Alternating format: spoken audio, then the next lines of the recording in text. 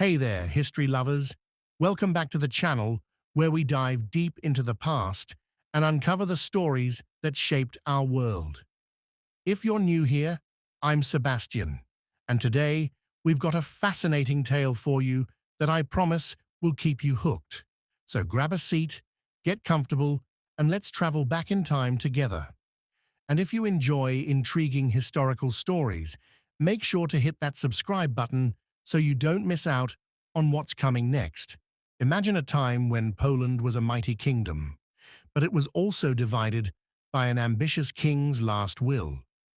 That king was Bolesław III Rymouth, and upon his death in 1138, he tried to ensure that his sons wouldn't tear the kingdom apart by dividing it into several duchies.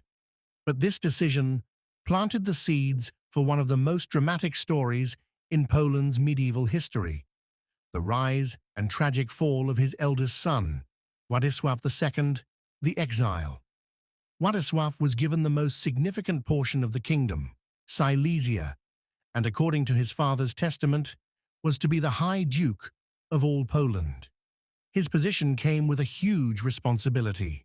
He was supposed to protect Poland's unity and maintain control over his younger brothers, who were given their own territories.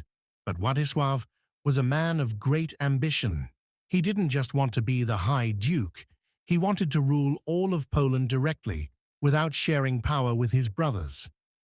And thus began a family feud that would shake the kingdom. Władysław, confident in his right to rule, attempted to centralize power by weakening his brother's authority. He believed that, as the eldest, he was destined to rule as an absolute monarch. But his brothers, particularly Bolesław IV, the Curly, and Mieszko III the Old, didn't take kindly to Władysław's attempts to strip them of power. Tensions grew, and before long, the fragile peace between them shattered into open conflict.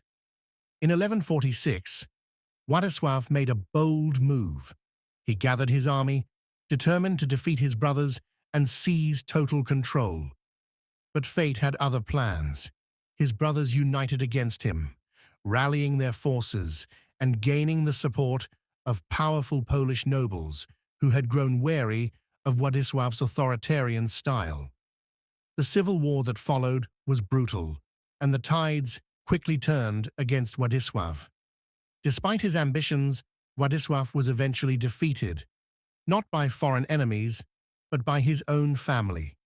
Betrayed, abandoned, and outmaneuvered, he was forced to flee the land he had once hoped to rule. Thus began his life in exile. Władysław sought refuge in the Holy Roman Empire, where his wife, Agnes of Babenberg, had powerful family connections. His father-in-law, Leopold III of Austria, was well respected, and Władysław hoped that through his ties to the empire he could reclaim his throne. He appealed to Emperor Conrad III, the Holy Roman Emperor, for support in regaining his lost kingdom. For years, Władysław lived in the imperial court, plotting his return to Poland. However, despite several attempts and even the intervention of Emperor Conrad, he was never able to fully reclaim his title as High Duke. Meanwhile, back in Poland, his brothers ruled in his place, and Władysław's lands were divided among them. Though he never returned to Poland as a ruler, Władysław's exile had one long-lasting consequence: his sons. Władysław's descendants, the Silesian Piasts, would continue to rule in Silesia and other territories for generations, leaving a legacy that survived long after his death in 1159. But the most ironic twist: while Władysław II the Exile died far from his homeland, it was his bloodline that eventually brought his family back to power in Poland.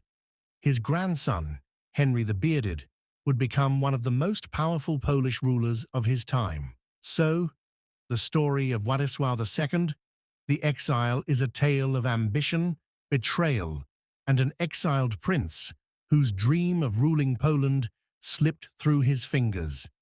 But his legacy lived on, shaping Polish history for centuries to come. Thanks for sticking with me to the end of this incredible story. I hope you enjoyed learning about Władysław II the Exile as much as I enjoyed telling it. There's so much more history to explore, and I'd love for you to be part of the journey. So don't forget to like, subscribe, and ring the bell so you're the first to know when the next adventure drops. Until next time, stay curious, stay inspired, and I can't wait to see you back here for the next chapter of history.